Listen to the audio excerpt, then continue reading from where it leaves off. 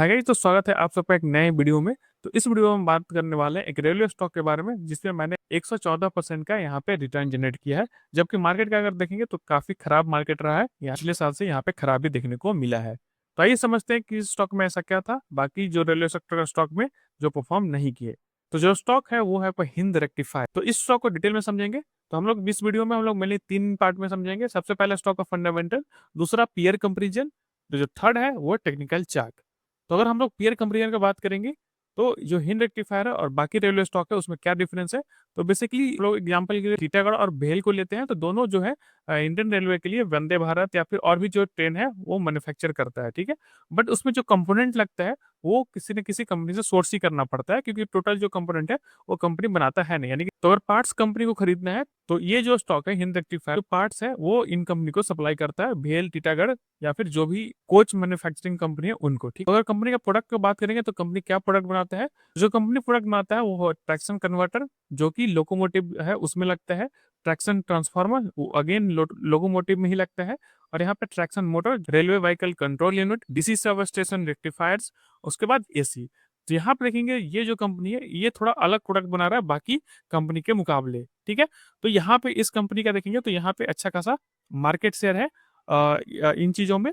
तो इसके कारण इस स्टॉक में काफी ग्रोथ देखने को मिला था। तो इन प्रोडक्ट के कारण इस स्टॉक में अच्छा परफॉर्मेंस देखने को मिला है। आइए अब समझते हैं कि कंपनी का फंडामेंटल कैसा है। तो अगर फंडामेंटल की बात करेंगे अभी, तो अभी का मार्केट कैप है 3299 करोड़ का। स्टॉक का पी है 76 का। कंपनी पे जो कर्ज है 164 करोड़ का कर्ज है। और प्रमोटर होल्डिंग यहाँ पे 44% का है। इंडस्ट्री का पी 37 का है। अगर अभी बात करेंगे तो 76 का है, लेकिन जब मैंने बाइंग किया था तो ऑलमोस्ट 30 के आसपास की यही था। और सेल्स ग्रोथ देखेंगे तो यहाँ पे इंटरेस्टिंगली देखें तो अभी भी 32% का सेल्स ग्रोथ मेंटेन है। सेल्स का बात करेंगे तो सेल्स भी अच्छा खासा कंपनी का देखने को मिल रहा है। अगर यहाँ पे कंपेरिजन करेंगे तो क्वार्टर में 215 करोड़ का था, पिछले क्वार्टर में 185 करोड़ का था। अगर सेल्स ग्रोथ का बात करेंगे तो यहाँ पे देखेंगे तो अच्छा खासा सेल्स ग्रोथ हो रहा है ईयर ऑन ईयर।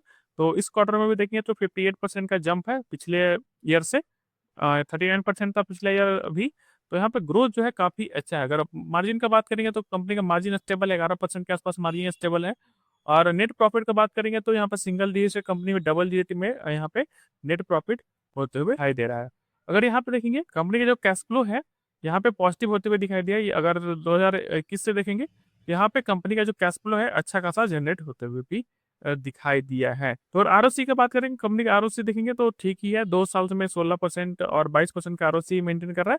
बीच में थोड़ा सा डिप देखने को मिला था यहाँ पे 5% का। बाकी आरओसी भी कंपनी का ठीक ठीक ही यहाँ पे मेंटेन होते हुए दिखाई दे रहा है। प्रमोटर होल्डिंग का देखेंगे तो यहाँ पे 43% के आसपास का है, जो कि ओवरऑल देखेंगे तो काफी अच्छा है।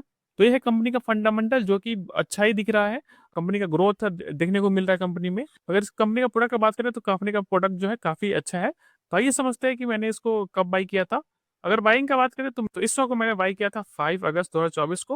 और जो एवरेज प्राइस था 860 रुपीज का था। तो आइए चार्ट से समझते हैं कि चार्ट पे क्या दिखा था ऐसा। तो अगर चार्ट का बात करेंगे तो इस स्टॉक में देखें तो कंटिन्यू उस समय अपट्रेंड था।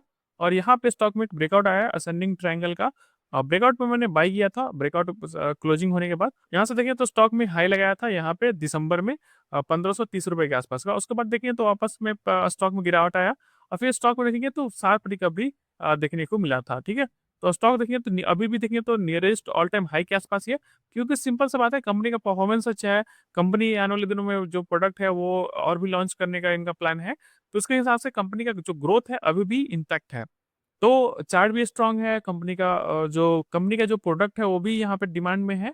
और कंपनी के जैसे प्रोडक्ट को भी यहाँ पे बढ़ाते हुए आने वाले दिनों में दिखाई देगा। तो ये था हिंद रेक्टिफायर, जिसपे मैंने 114% का रिटर्न बनाया। तो आप लोगों को भी ऐसा रिसर्च स्टॉक चाहिए तो इस चैनल को सब्सक्राइब करिए, ताकि आप लोगों को भी अच्छे स्टॉक यहाँ पे रिसर्च करके मिले। मिलते हैं नेक्स्ट वीडियो में। आपको ये वीडियो कैसा लगा कमेंट में जरूर बताएं।